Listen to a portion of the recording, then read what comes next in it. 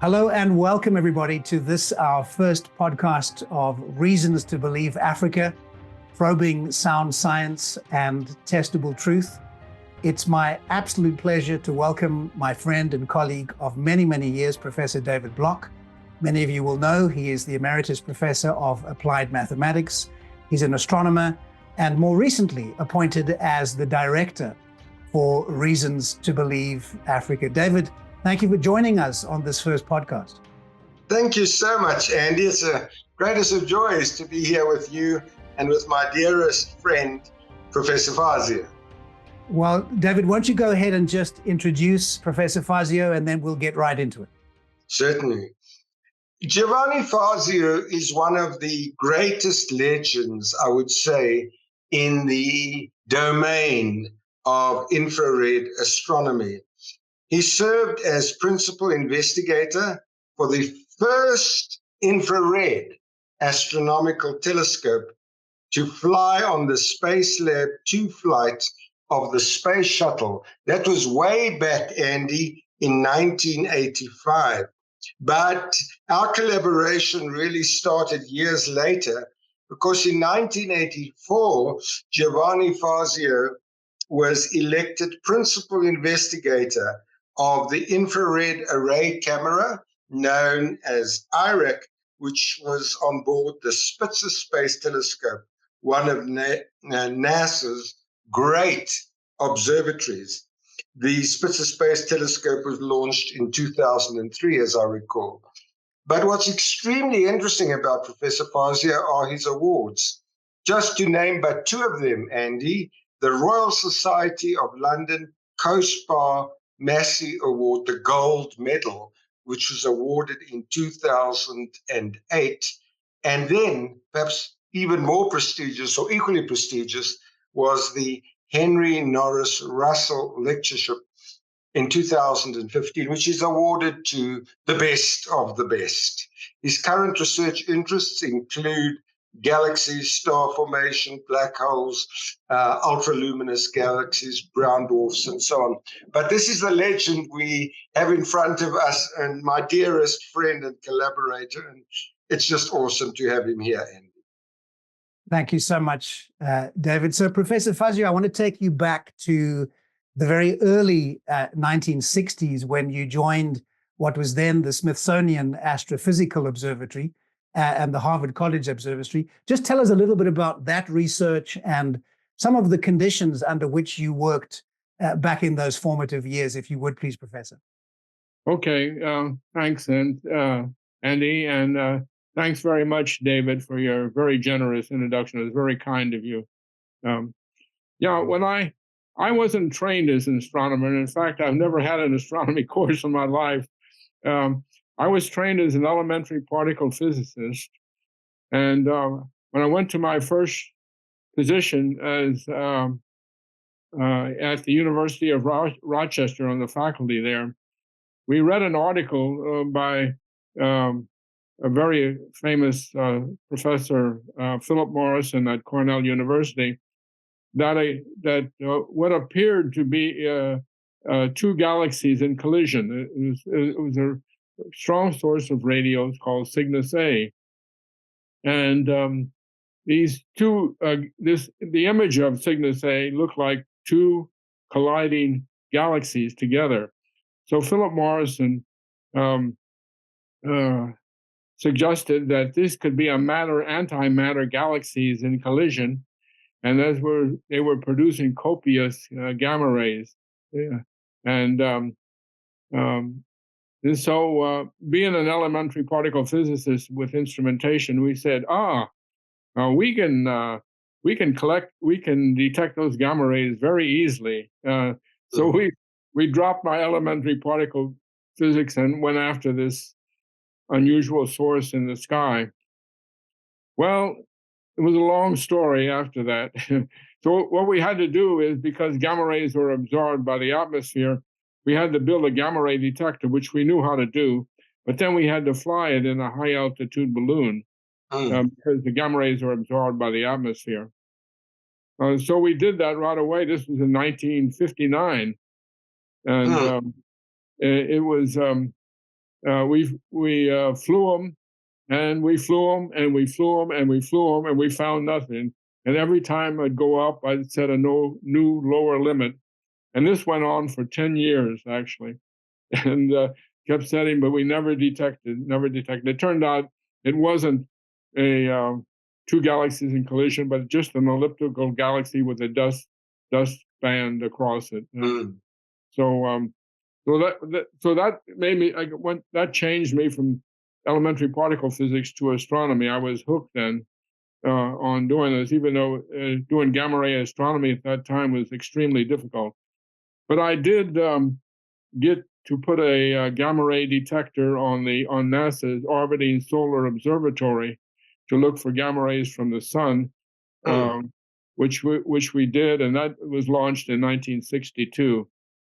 So I've been flying space missions for almost over, doing either high altitude balloon flights or space missions for 65 years now, and Astonishing. enjoying it very much. I'm still at it now. I just turned 90 this year, but still going and working full time. But anyway, after that year, I then decided to branch out into ultra high energy gamma ray astronomy. Where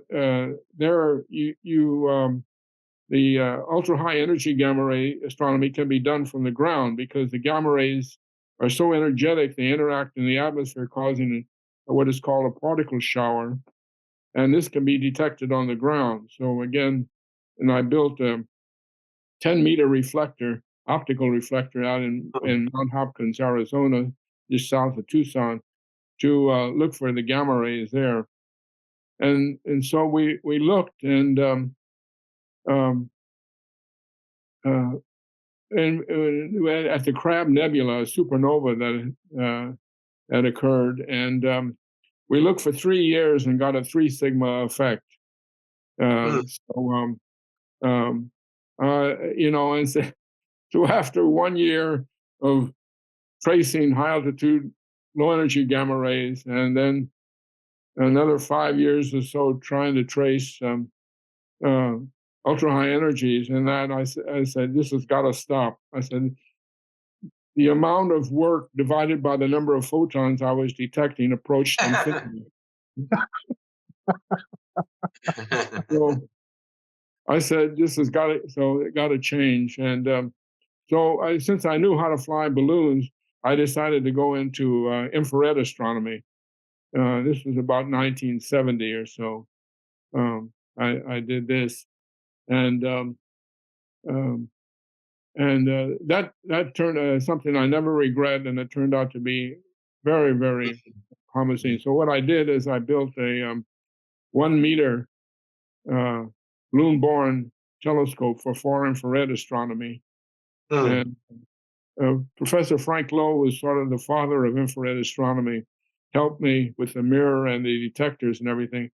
And jointly we got that going. And that really turned out to be incredibly productive. We mapped for the first time in the far infrared many H2 regions in our galaxy. These are star-forming regions, ionized star-forming regions in our galaxy. Mapped them for the first time in far infrared wavelengths, and produced. That went on for 20 years. That flight, and I think I flew about 19 flights with it, and just was extremely productive. And so it led into my introduction into infrared astronomy. And many of the graduate students who have worked on that, for example, Ned Wright, who later on flew his own infrared telescope mission for NASA, and also George Ricci, who worked on Spitzer with me, and also is now one of the builders of the MIRI instrument on the James Webb telescope. So a lot of interesting graduate students, very productive there. You're some of the best in the world, Giovanni. Yeah. So I'm very proud of that also, I must say, as much as my scientific achievement. Yeah. But anyway, that led to my, as David announced, led to my flight of an infrared telescope on the space shuttle. And the object there was to send something up. It was the whole Space Lab 2 flight was devoted to science.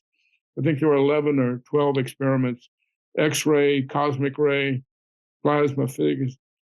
But what it turned out to be that the space shuttle is really like a little comet.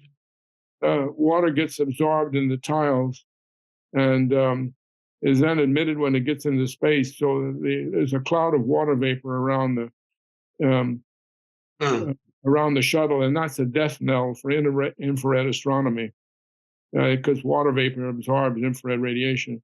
And also we saw paint flecks and bolts and nuts and coming out of the shuttle, drifting by the telescope. And so that was the end of that. And well, it really showed that NASA wanted to do infrared astronomy from the shuttle, but it proved that that was not feasible. X-ray astronomy can be done, and cosmic ray work can be done, but not infrared astronomy. So then NASA decided to instead launch a infrared telescope. At the time, it was called the Space Infrared Telescope. First into a high orbit, 10,000 kilometer orbit, and then they decided to then launch the Spitzer. Well, at the time it was called the Space Infrared Telescope Facility, and that was eventually proposed in the actually it was the late 70s and early 80s, and then the call for investigators went out in 1983, and I applied, as David said, in 84, and with the infrared array camera, and won that. And that mission was launched, as David said, in 2003. It lasted 16 and a half years. It was only built for 5 years, and just, I mean, Spitzer changed our view of the universe. There's just no question. And the infrared array camera was still working at the end, and eventually NASA just turned it off because Webb's was coming along, and it was getting more difficult to communicate with it because it was in a solar orbit following the Earth. And so we turned it off. I tried to keep it going by getting private donations, but was not successful in trying to do that. Professor Fazio, just enlighten us on specifically the penetrating power of infrared astronomy. So for people who may not be aware of that particular technology, what is it that makes infrared astronomy so special in your view? Yeah, that's a very good question.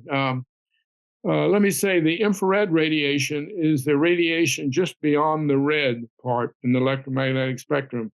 It's radiation we cannot see with our eyes. Yes. And so most of the spectrum, not all of it, but most of the spectrum is absorbed by the atmosphere, and we have to go up above the atmosphere to see it. But the question that you raised, why is it so important? Well, there's several reasons. One is you can see galaxies at very great distances. The universe is expanding, and as a result of that, galaxies, the further a galaxy away it is, the faster it's moving and away from us. And due to the expansion of the universe, the white light from a galaxy is stretched due to the expansion. It ends up in the infrared. So if you want to see galaxies at the beginning of the universe, you have to go into the infrared. And so that's one reason. The second reason is that infrared radiation can penetrate dust. As David well knows, and is one of the experts on this, but that's one of his advantages. Optical light can't get out. So if you want to see stars born in their very dense clouds of gas and dust, you have to go to the infrared. And the infrared, the dust also emits in the infrared. That's another reason. And so many things in the universe are blocked by dust. We can't see them. Hubble can't see them, but Spitzer and now JWST, James Webb Space Telescope, can see it. And then the last reason is that many molecules vibrate in the at infrared wavelengths, particularly infrared molecules that would be critical to discovering life elsewhere in the universe. For example, like carbon dioxide, water, ozone, methane. And so if you want to look for life in the universe, the best place to do it is in the infrared. Yeah. So those are the primary reasons why it's so exciting. Thanks, Professor. I know that you have a reputation as the father of the IRAC, the infrared array camera, but closer to our conversation today, you've also worked with Professor David Block on the history of the Andromeda Galaxy. Yes. I'd love to just see the two of you reminisce on some of that, particularly leading up to the publication of the journal article in Nature. So, David, maybe you start, and then we'll go back to Professor Fazio. Well, it was one of my greatest joys. It's always been one of my greatest joys, Andy, to collaborate with Giovanni Fazio, simply because he's like Professor Chris Barnard was in heart surgery with the heart transplants. You know, his knowledge is encyclopedic, as you can hear. He's mentally so astute. And so years ago, I said to Giovanni, with my great interest in cosmic dust, I said to him, you know, I wonder what the Andromeda spiral galaxy, which is 2.2 million light years away from us, I wonder what that would look like in infrared light. It was just a kind of a hunch I had. What does it actually look like? What can we expect to see? Will we expect to see a normal spiral galaxy, or will there be untold lurking mysteries suddenly unfolding before our eyes? And so I approached Prof Fazio, and I said to him, Giovanni, I have this little nudge. Can you help me? I'd love to have the Andromeda Galaxy observed by the Spitzer Space Telescope and IRAC, but in the infrared. And Giovanni, as always, I've stayed in his home many, many times near Harvard, as always, was just so generous with his time and expertise. And he sent my team and myself, he was part of the team, of course, one of the images of the Andromeda spiral galaxy. And my jaws nearly fell wide open because I saw something which basically, Giovanni, correct me if I'm wrong, but it hadn't been detected before. And that is that there was almost a head-on collision. Giovanni was speaking about colliding galaxies. There's almost a head-on collision, not 13 billion years away, but right on our doorstep. I mean, this was almost unimaginable. A collision right here on our doorstep, 2 million light years away, not billions of light years away. And I saw these glowing rings of fire. As Giovanni says, the dust starts glowing in the infrared. And I could see that the interloper, the galaxy which had caused this almost head-on collision was a small little galaxy called Messier 32, which had rammed into Messier 31. And so the whole history unfolded, and the result was published in Nature. And in fact, we flew Giovanni Fazio to Johannesburg, and he was at the international press conference, which was hosted by SAPA, Reuters, and this was announced worldwide, the discovery. But right behind this discovery at every single step was my dearest collaborator and dearest friend, Giovanni. So he might like to also add to some of the excitement in those days.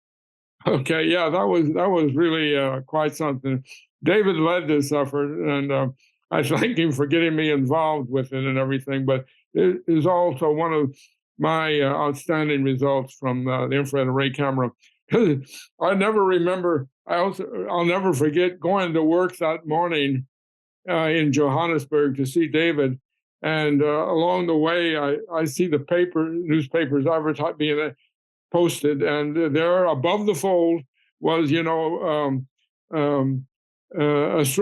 astronomer finds galaxy collision or something like that. I forget what the exact words were, but anyway, that was quite something for me. Yeah. So I remember it said "Which Prof solves galaxy puzzles" or something like that.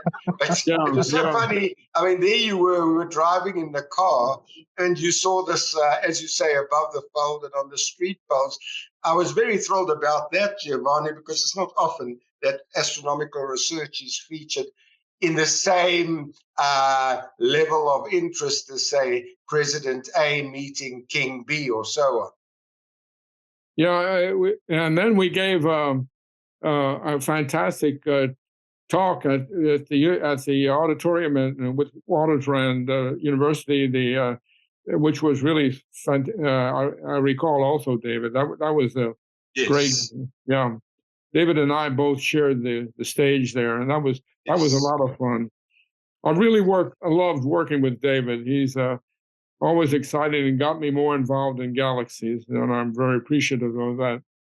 And that's one of the things, Professor Fazio, one of the things I wanted to ask you was Professor Block brought out the book that was co-authored with Professor Ken Freeman, God and Galileo. And Professor Fazio, you endorsed that book. So that leads me to my next question of your understanding of the hand of God in all of this in terms of creation. Where do you stand on all of that? Yeah, no, I do.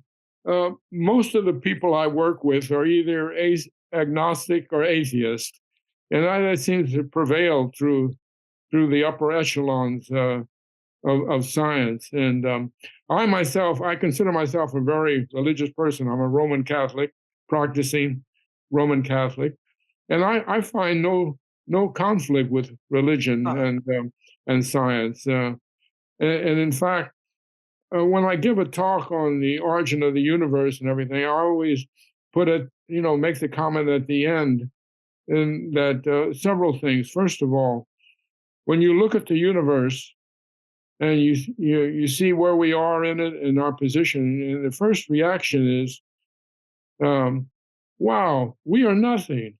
We are just a little pinpoint, a dot, nothing, a dust grain in the universe.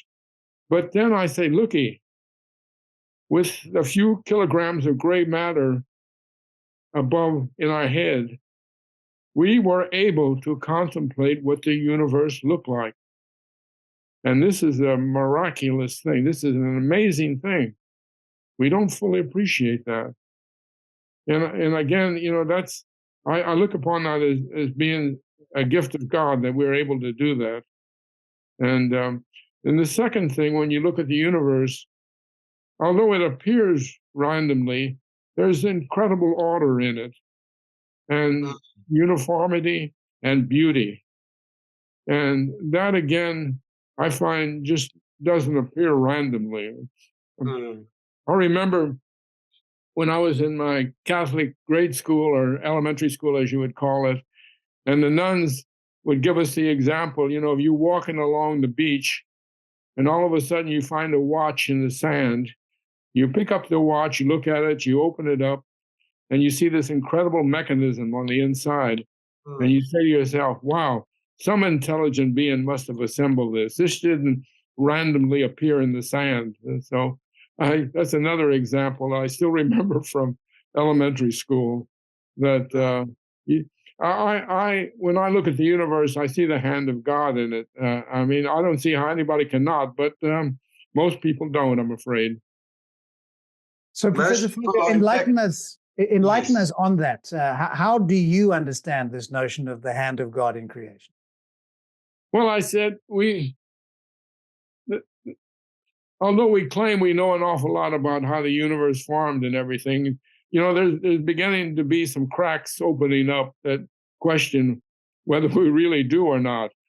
But there's things like, where did the universe come from? How did this start? Or did it start at all? Maybe it was always there. So like I said, you see this, and there must be some at least in my mind, my thinking, there must be some supreme being that either got this started or is guiding it. Where did the laws of physics come from?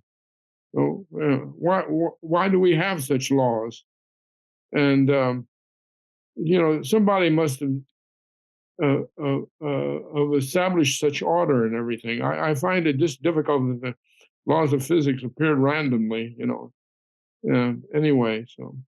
David, you I wanted think to you're touching ask on a something? very, sorry, Andy. I think you're touching on a very important point there, Giovanni, is that where do these laws of physics come from? I mean, the fine tuning, as we well know, if you change the 55th decimal place and you monkey with Yeah. that, we wouldn't be here. The same for the forces operative in the atom, the weak nuclear force and the strong nuclear force. So I think you and I are in the same camp that we see evidence for design screaming out at us. Would you agree?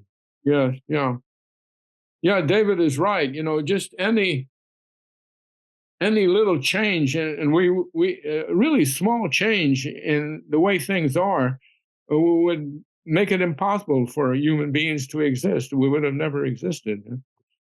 And yeah, no, I don't find it. I don't find it a problem. I don't find it a conflict with my work. And in fact, just the opposite. I often thank God for for what He gave me and for my mind, and I was able to work as long as I can and still keep going. So, Giovanni, let's think about the recent infrared observations that have come through with the James Webb Space Telescope. You did Right. reference it earlier. How do you think a telescope like that helps us to answer some of these grand questions around cosmology and astronomy? Okay, yeah. My answer to that is two very interesting things. First of all, the James Webb Space, I'll call it JWST just to shorten it. There's two very important things it's going to do related to your question. One of them is to find out where the first stars and the first galaxies came from. Where did the universe come from? And like I said, because it's in infrared radiation, it can penetrate to the first galaxies and the first stars. It can go that far. It's the first telescope that can do that. The Spitzer Space Telescope went very deep, and I was on one of the papers that found the furthest galaxy. Look, when I say furthest galaxy, that means we're looking back in time due to the transit time of light. And so we found a galaxy that was formed galaxy already 400 million years after the Big Bang. That's short. And theoreticians thought it would take at least 1 billion years to form the first galaxy. And here we found one formed at 400 years. Now, Webb has even gone back further now to around 300 million years back in time. And so that's one thing. We're really, how can we say, we're probing into God's space with our finger or something, right? Wow. Yeah, we're beginning to Wow. to see how the universe formed, and Wow. I hope we can do that. We probably won't see the first stars, but I think we'll see the first galaxy. Hopefully, we'll see some of the first galaxies that formed. And the whole question is, how did all this happen? How did we end up with beautiful objects like the Milky Way or the Andromeda Nebula? How did they form? What happened? And so we're beginning to see that. But the other interesting thing is, the more we dig deep into this and try to understand it, the more questions appear. It just goes on and on. It just shows the infinite problem that we're dealing with. But anyway, so that's one thing. I hope James Webb will lead to understanding how the universe formed. Wow. And that's an important question, I think, both physically and theoretically, Yes. and also from a religious standpoint. Yes. Well, Giovanni, that, would you say that there's a beautiful harmony between the book of Genesis? In the beginning, God creates the universe, and there was light, which is not the sun, but there was light. The radiation dominated epoch. Would you say you find the harmony or the accord between the description of God creating the universe and what James Webb and Spitzer has revealed in beautiful harmony? What are your thoughts? Yeah, absolutely, yeah. I've spent a lot of time trying to relate what happened in Genesis to actual, thing, but it's quite difficult to do, and but I think I find it in complete harmony. I find no problem at all with that creation. And what's also very interesting is that, I mean, it's incredible. The author of Genesis could never have just guessed humanly that there would be light before the first stars and galaxies. But our understanding of the Big Bang, the creation event, is that the universe initially is flooded with electromagnetic radiation only. That's astonishing. Yes, yeah. Well, yeah, the question is, where did that energy come from, Yes. Where did all that energy that formed the universe? It was all energy in the beginning when it began. Yes. Now it could be that it always was there and always existed. That's the so-called solid state model. Not solid, excuse me, steady state. Steady state. Yeah. The steady state model that says the universe was always there. And I find, and in the beginning it was all energy. The question is, where did that energy come from? Yes. And then that energy turned into matter. And because Einstein says energy and matter are equivalent. And so eventually that happened. But as David said, in the beginning, it was all radiation. There's no conflict with the Genesis sequence and everything. You just have to interpret it in the proper way. That's key. Yeah. David, I remember as a young teenager sitting in an auditorium when you were still using slides, and you gave us a presentation called From Psalm 19, "The Heavens Declare the Glory of God." Yes. And I wonder, Giovanni, what's your thoughts as you hear that phrase? Yeah, no, I fully agree with the phrase, and like I said earlier, you just look at the universe, look at the beauty, the wonder, as we said, just one little change. If the charge of the electron was just a little different, we wouldn't be here, right? I mean, so why is that? It just can't just appear randomly. I find that very difficult to believe, and the beauty. Look at that picture behind David. I mean, that's spectacular, so you can't amaze. And let me say, there's another thing also that I wanted to bring up. Was another reason is not only the structure and the origin of the universe, where it came from,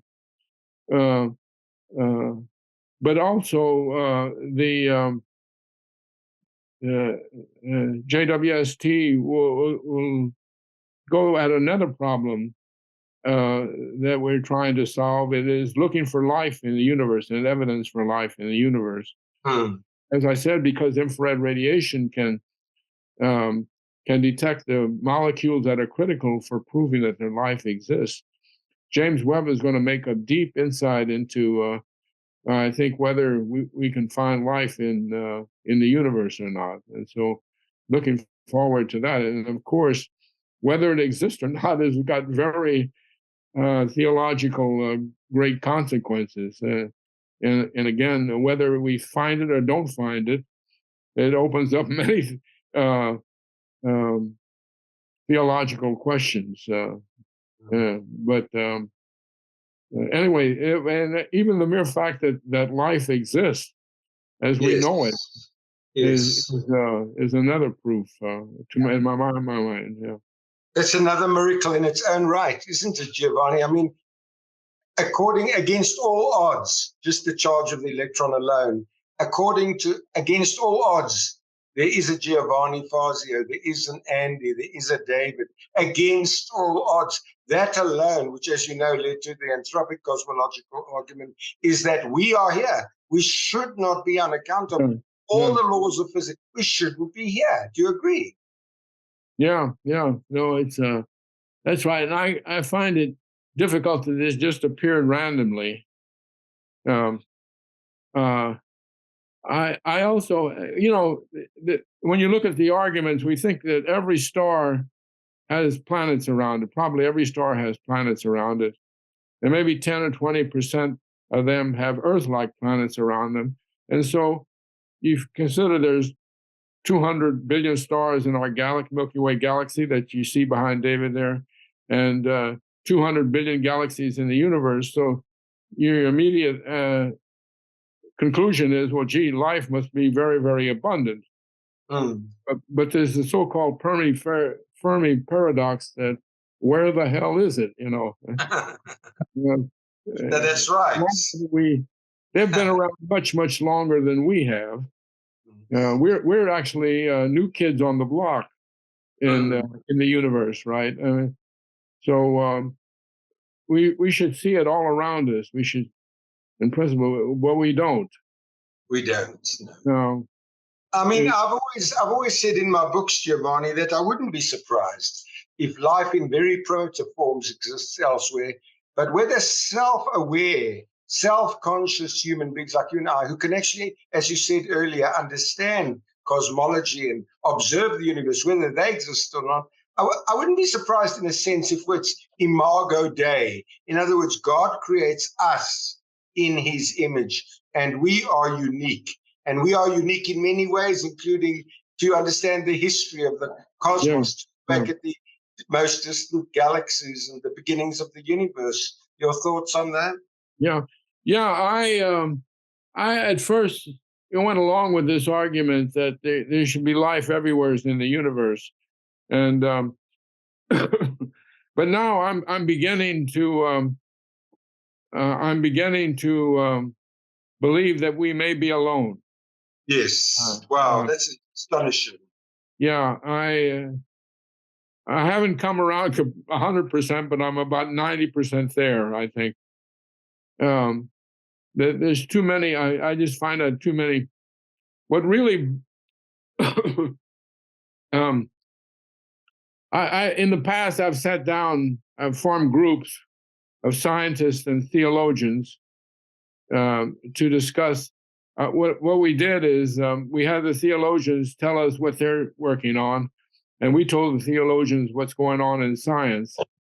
And that I found those really enjoyable and exciting episodes. And I still stay in contact with theologians, and we exchange ideas. But one of the questions that I ask them, I believe in evolution. I'm a strong believer in evolution. But my question is, when did the soul, or when did the intellect,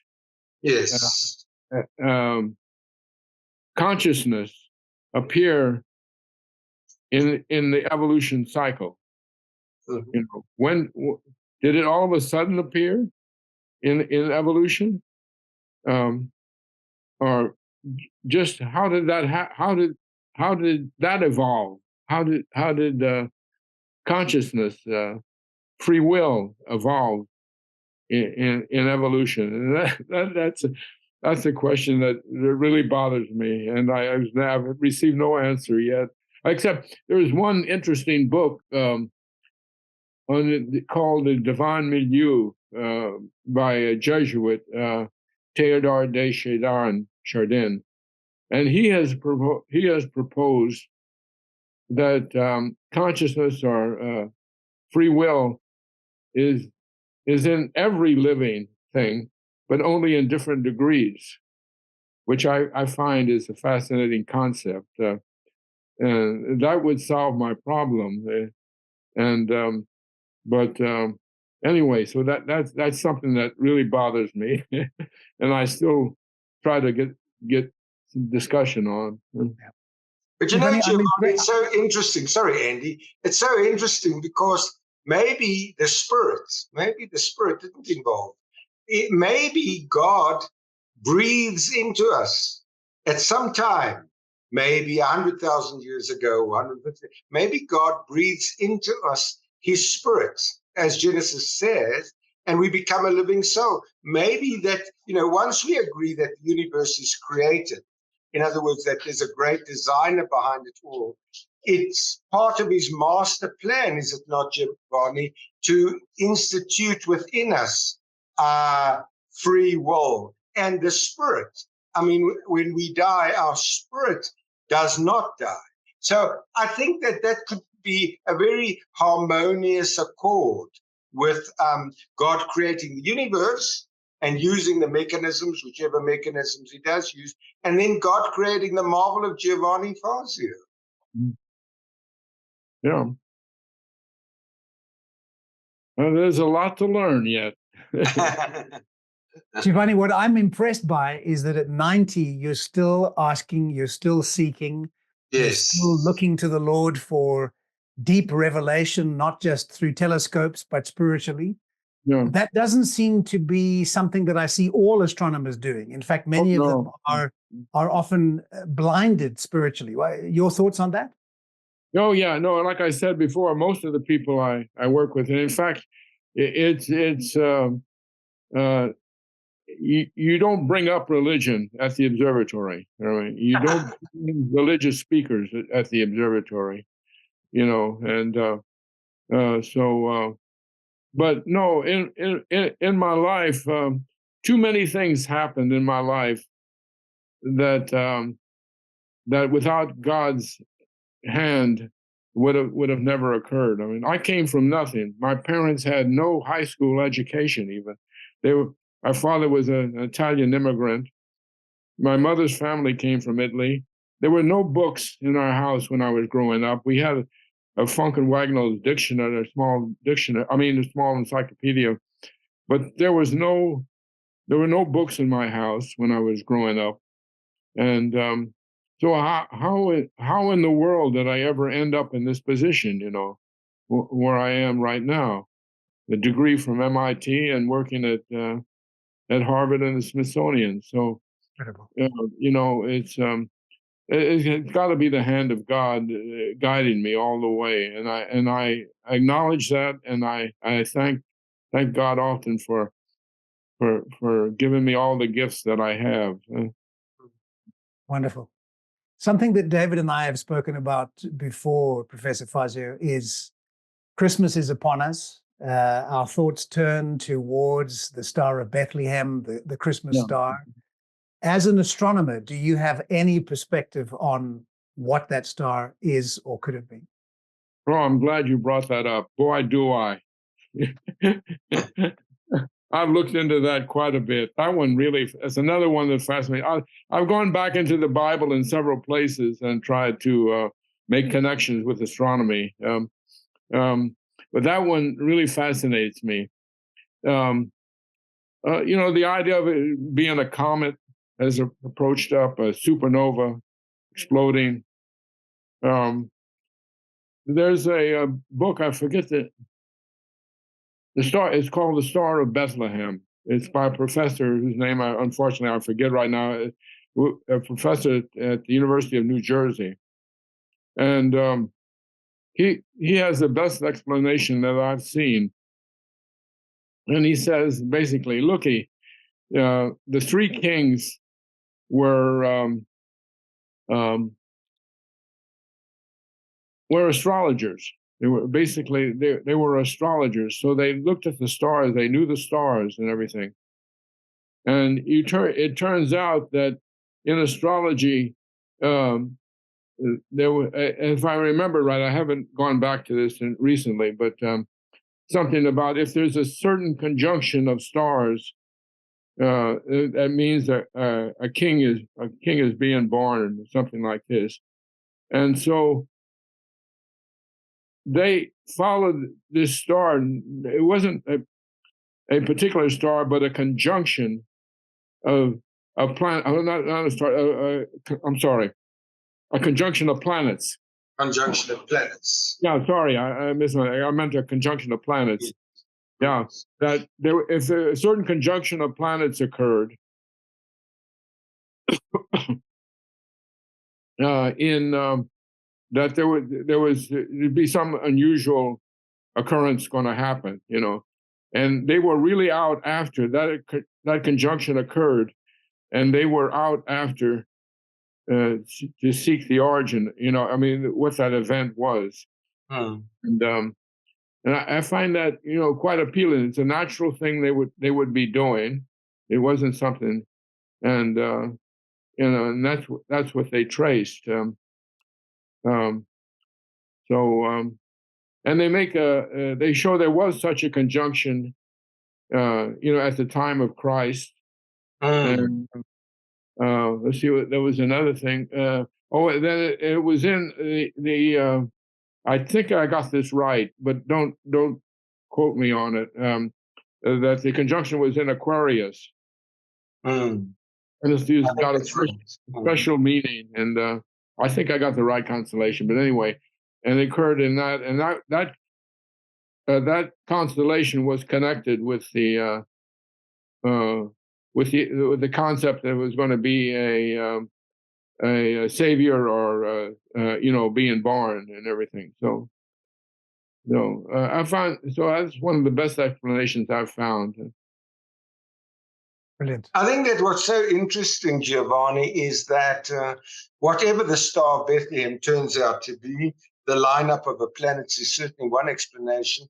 But I think the beautiful thing is that at this time of, as Andy says, Christmas approaching, it reminds me of the first chapter in John. In the beginning was the Word, and the Word was made flesh and tabernacled amongst us. That's really incredible that the Creator should transcend time and space and become immanent, that we can touch him and behold his glory. That to me is the greatest, of course, of miracles, far exceeding just the Star of Bethlehem. That's an incredible event. Yes, incredible event. Yeah, absolutely.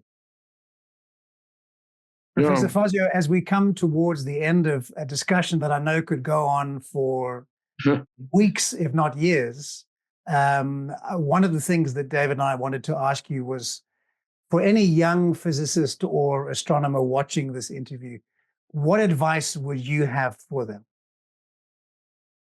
Yeah.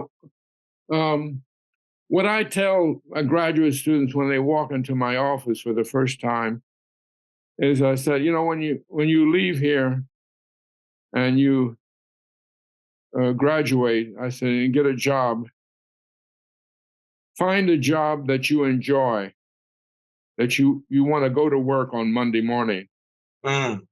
Because if you don't, life is hell. Life is then hell.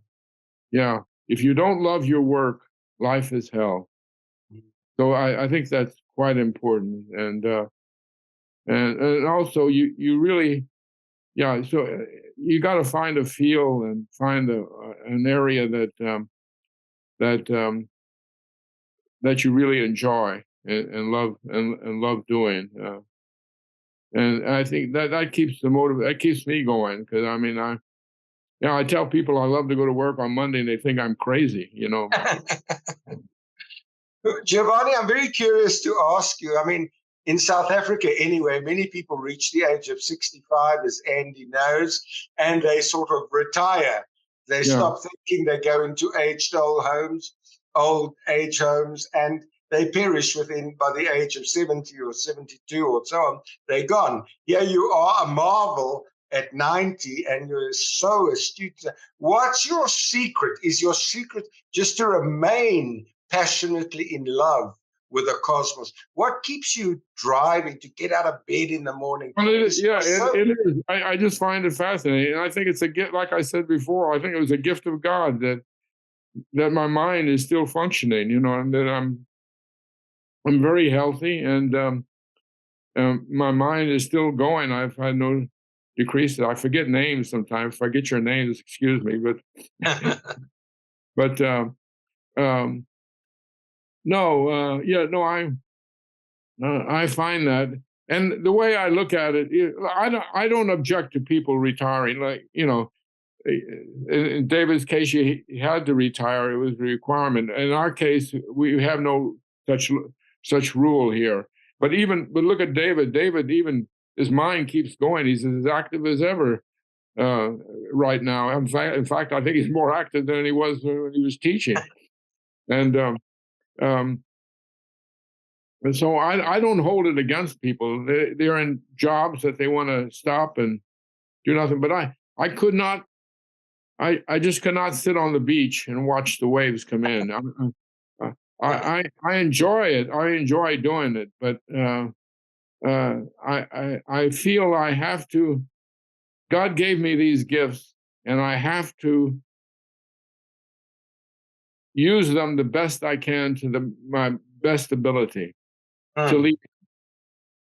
And that's my motto. I said, on my tombstone, you can write that I did my very best. I gave it all that I had, and I did it all for the honor and glory of God. And that's Wow. what keeps me going.